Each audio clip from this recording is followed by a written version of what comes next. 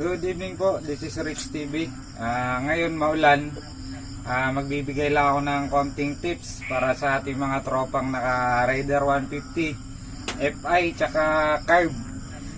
Minsan napapansin nyo pagka malakas ang ulan, namamalya po yung motor nyo. Try nyo pong gawin to. Sa mga Raider po, ito maganda to kasi nakabaklas na, pero kahit di nyo po babaklasin, kung titingnan nyo dito sa gilid, sa ilalim po ng tambutso, may butas dyan, baka barado na po yung butas.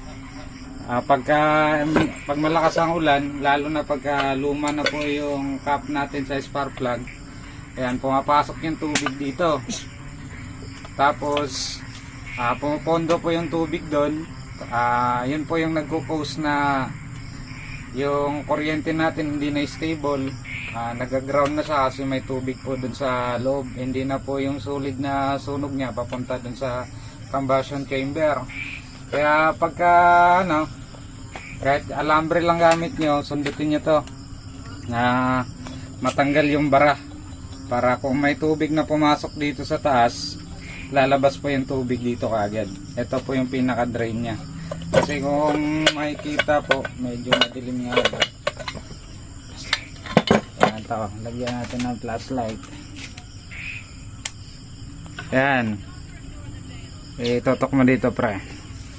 Yan, kung makikita nyo, ayun, nandun sa lobo yung alambre, tago siya dun. Kaya pagka maulan, pag may pumasok dito at na tubig at barado yan, barado yung dumi dito, hindi po makakalabas kagad yung tubig. Kaya doon po minsan nagko-cause na pumalya.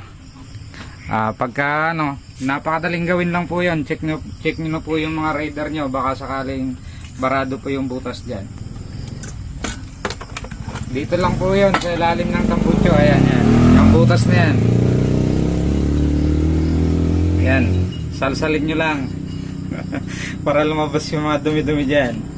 At yun lang, simpleng tips galing kay Rich TV. Peace out.